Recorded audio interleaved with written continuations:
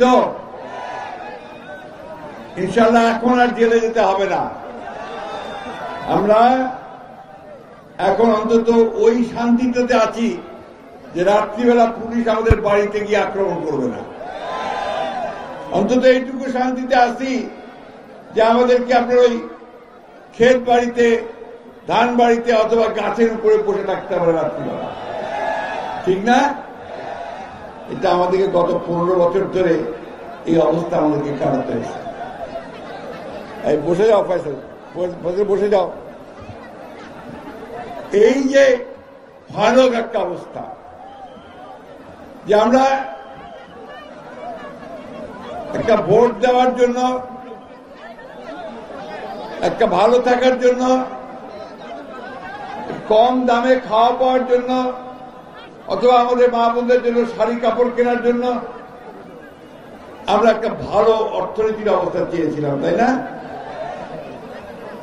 আমরা 1971 সালে এখানে সবাই বেশিরভাগই হচ্ছে যুবক, তারা 71 সালে যুদ্ধ দেখে নাই, কিন্তু অনেকে আছেন প্রবীণ যারা 71 সালে যুদ্ধ দেখছেন। আমরা যুদ্ধ করেছি 71 সালে, আমরা যুদ্ধ করেছি আমাদের একটা স্বাধীন দেশ পাবো, পাকিস্তানি যারা আমাদের অত্যাচার করতে পারবে না, পাকিস্তান আনন্দ বাহিনীর হাত থেকে রক্ষা পেয়েছিলাম যুদ্ধ করে, বুকে রক্ত দিয়েছিলাম, লক্ষ লক্ষ মানুষের শহীদ হয়ে গিয়েছিল। আমাদের হিন্দু মুসলমান ভাইরা আমরা ঘর বাড়ি ছেড়ে ভারতে চলে গিয়েছিলাম, আমরা সেটা ভুলি নাই। এই বাবা, তোমরা যদি কথা বলতে থাকবে, আমি তো বিএনপির একজন সবচেয়ে কাছের মানুষ ফখরুল উদ্দিন আহমেদ খুব সুন্দর একটি বক্তব্য রেখেছেন। তিনি বলেছেন যে পুলিশ আর তাদেরকে আক্রমণ করবে না। শেখ হাসিনা কিন্তু আওয়ামী লীগ সরকার ছিল, তখন বিএনপি চেয়ারপারসন খালেদা জিয়াকে খুন করতে চেয়েছিল। তো সেই বক্তব্য তুলে ধরেছেন এই ভিডিওর মাধ্যমে। তিনি বলেছেন, আর আমাদেরকে রাস্তাঘাটে, বনে জঙ্গলে, ধান খেতে যেয়ে থাকতে হবে না লুকিয়ে, গাছের উপরে চড়ে থাকতে হবে না। পুলিশের যে হয়রানি, পুলিশের যে ভয়ানক কাণ্ডগুলো ঘটে গেছিল গত 15 বছরে, সেটা আর হবে না। তিনি সেই কথাটি এই ভিডিওর মাধ্যমে বলতেছেন। তো আমরা পুরো ভিডিওটি দেখব এবং বুঝতে পারবো যে 15 বছর কীভাবে কেটে গেছে। তো এরকম সুন্দর সুন্দর ভিডিও পাওয়ার জন্য আমরা সবসময় এই চ্যানেলটির পাশে থাকবো সাবস্ক্রাইব করে। সবাইকে সুন্দরভাবে ভিডিও দেখার জন্য অনেক অনেক ভালোবাসা। এভাবে প্রতিদিন এরকম ভিডিও পাওয়ার জন্য চ্যানেলটি সাবস্ক্রাইব করে রাখবেন, আপনাদের ফ্রেন্ডদেরকে শেয়ার করে দেবেন এবং যারা নতুন রয়েছেন তারা সাবস্ক্রাইব করবেন। তো সবাই ভিডিওটি দেখুন শুরু থেকে শেষ পর্যন্ত। এই বলে আমি বিদায় নিচ্ছি, আপনারা মনোযোগ দিয়ে ভিডিওটি দেখুন। ধন্যবাদ সবাইকে।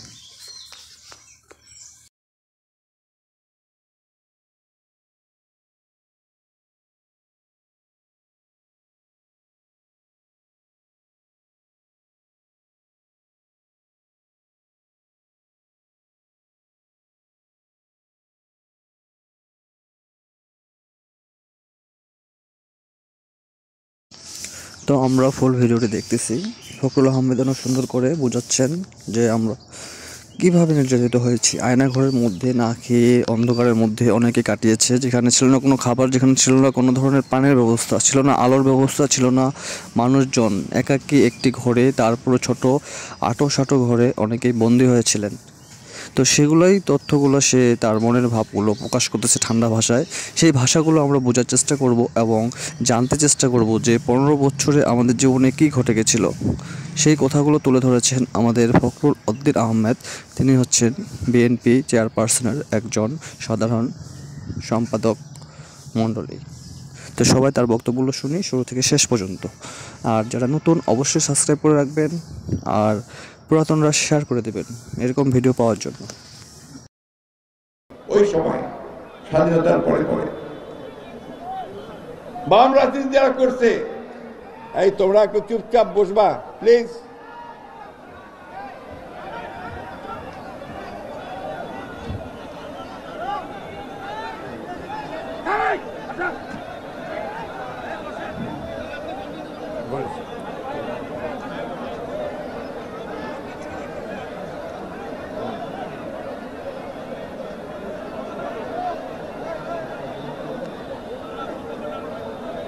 আমরা সেই বাংলাদেশটা পাই নাই যে আমরা চেয়েছিলাম আপনার 1971 সালে যুদ্ধ করতে গিয়ে। তো সেই সময় যুদ্ধের যে ঘোষণা তিনি দিয়েছিলেন, আপনাদের মনে থাকার কথা, পুরানো লোক যারা আছেন, সেই ঘোষণাটা কিন্তু কোনো রাজনৈতিক দল দেয় নাই, কোনো রাজনৈতিক ব্যক্তিও দেয় নাই। ঘোষণা দিয়েছিলেন শহীদ প্রেসিডেন্ট জিয়াউর রহমান। এই জন্য আমরা বলি যে স্বাধীনতার ঘোষক জিয়াউর রহমান ঘোষণা দিয়েছিলেন। সেই জিয়াউর রহমান যখন দায়িত্ব নিলেন, সেই জিয়াউর রহমান দায়িত্ব নেওয়ার পরে তিনি দেশে ওই বহুদলীয় গণতন্ত্র ফিরে নিয়ে আসছিলেন। তার আগে শেখ মুজিব কিন্তু সব রাজনৈতিক দলকে বন্ধ করে দিয়েছে, নিষিদ্ধ। মাত্র একটা দল থাকবে, বাকশাল। এই যে আমার সামনে এরকম সাংবাদিক ভাইরা আছেন, তোর সমস্ত সংবাদপত্র বন্ধ করে দিয়েছে। তখন সমস্ত সংবাদপত্র বন্ধ করে দিয়ে মানুষের কথা বলার যে স্বাধীনতা, সেই স্বাধীনতাকে তারা নষ্ট করে দিয়েছে। বন্ধুগণ, ট্রেন যাচ্ছে, একটু শব্দ হচ্ছে, আমি একটু পরে কথা বলতেছি। অনেকদিন পরে ট্রেনের শব্দ শুনলাম। আপনারা শোনেন মাঝে মাঝে নাকি? এই এলাকার লোক ট্রেন যায় না, লুইয়া যায়, তারপরে আপনার পঞ্চগড় যায়, তাই না? আমরাও চাচ্ছি এখানে আরো ট্রেন চলুক, এই এলাকার মানুষ আরো ভালোভাবে যাতায়াত করার সুযোগ পাক, এটা আমরা চাই, তাই না? বন্ধুগণ, সেই স্বাধীনতা যখন পেলাম, সেটাও আপনার 1981 সালে এরশাদ সাহেব এটাকে জোর করে ক্ষমতা নিয়ে নিলেন, নিয়ে আবারও আমাদের অত্যাচার নির্যাতন শুরু করলেন। আমি কথাগুলো বলছি কারণ হচ্ছে কি, আমাদের একটু ইতিহাসটা জানা দরকার, অতীতটা জানা দরকার। রাতারাতি কিছু হয়ে যায় নাই, দীর্ঘকাল, দীর্ঘ বছর ধরে আমরা এখানে লড়াই করেছি, সংগ্রাম করেছি। 50 বছর ধরে আমরা এই দেশে একটা গণতান্ত্রিক দেশ, শান্তির দেশ, ভালোবাসার দেশ, উন্নয়নের দেশ করার জন্য আমরা সংগ্রাম করছি, লড়াই করছি। দুর্ভাগ্য আমাদের এই আওয়ামী লীগের হাতে যখন দ্বিতীয়বার ক্ষমতা আসলো 2008 সালে 9 সালে, তারপর আবার শুরু হলো অত্যাচার, নির্যাতন, নিপীড়ন। এবার একটু কায়দাটা ভিন্ন।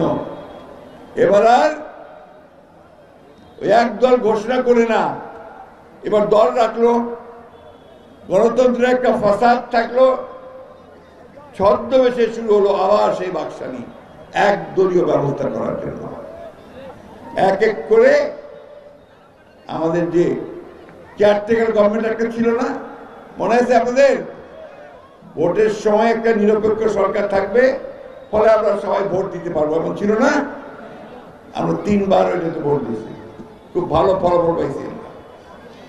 দুঃখের কথা, আওয়ামী লীগ আসার পরে 2012 সালে সেই ব্যবস্থাটা বাদ দিয়ে দিল। ব্যবস্থা কি করলো?